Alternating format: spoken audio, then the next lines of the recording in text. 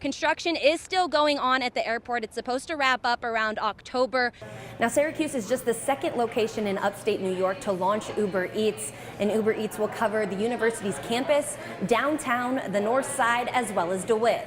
Now, underneath these concrete floors are insulated tubes that will help generate heat through the concrete in the winter months, helping warm these homes as well as keep the cost of utility bills down. Well, some decide to go with the seasonal contract while others decide to go per plow. It's a decision most business owners have to gamble with. Not only are they making changes to the business side of things, they're also trying to change the way people see the landscape. While employees are on edge waiting for Hardin's next move, those down the street in the nearby town of Camden are also on their toes. The McMahon Ryan Child Advocacy Center has seen an increase in child abuse reports. That number up 40% from last year alone.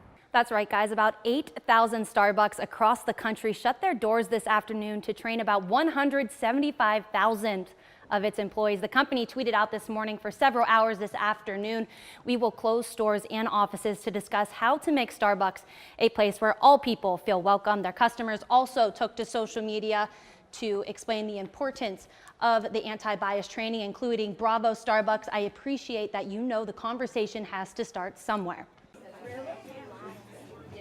12-year-old Logan Bell is known for his hairstyles. He's always been about his hair.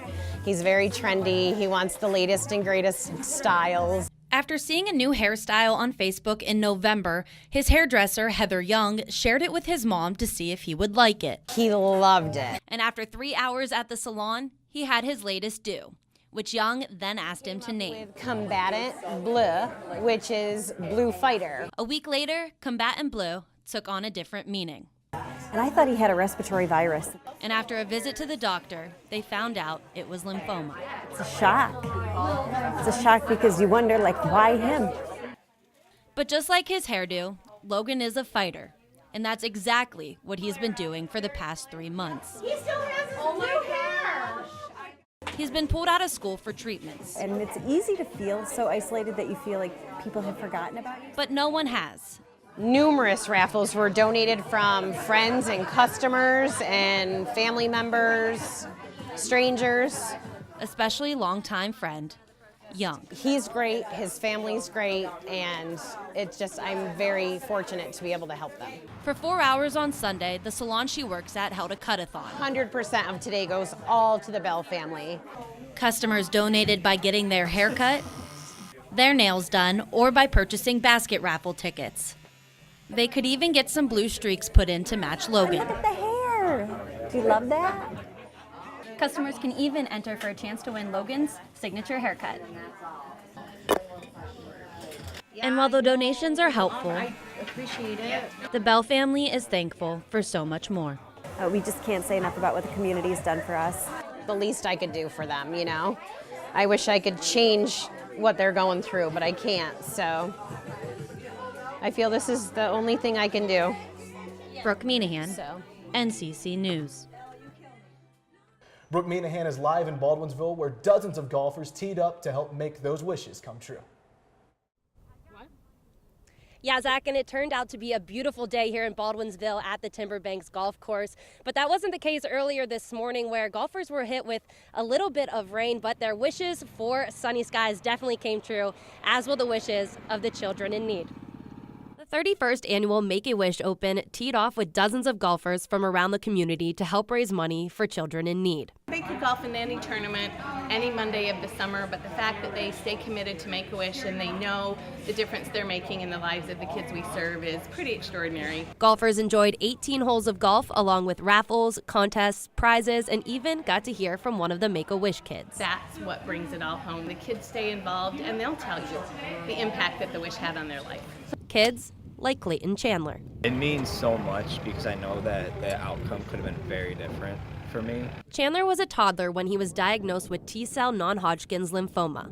Make-A-Wish helped make his wish come true, cancer-free, at 6 years old. My wish was to go to Disney World down there, so yeah, my brother and I had a blast. Now at 19, giving back to Make-A-Wish and other kids means a lot to Chandler, but the way he's able to do it makes it extra special. Doctor said, don't put him in the football because I won't be able to handle it. So my grandpa said, well, that's it, we're going to teach him how to golf. Chandler's been hitting the links even before he was cancer-free. Definitely helped me look on life that everything's not going to go the way you want it to go.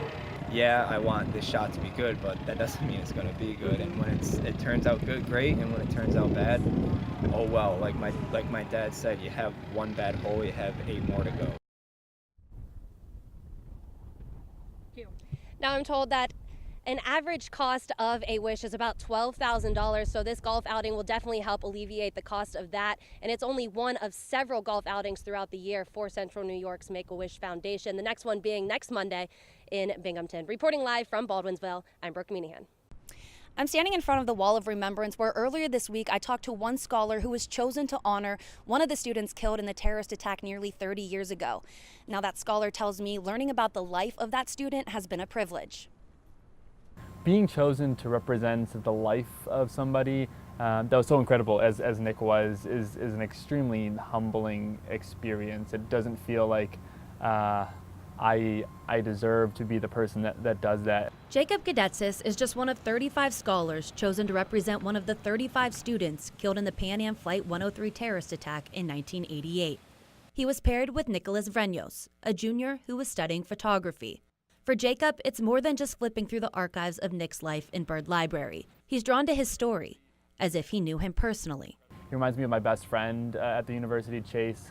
They shared the same kind of adventurous spirit, and I kind of share that same adventurous spirit with him. He was a poet as well, and I'm in the creative writing track here, and so that was something I was really attracted to, was his work. One way that Jacob processes grief is through his writing, just like Nicholas.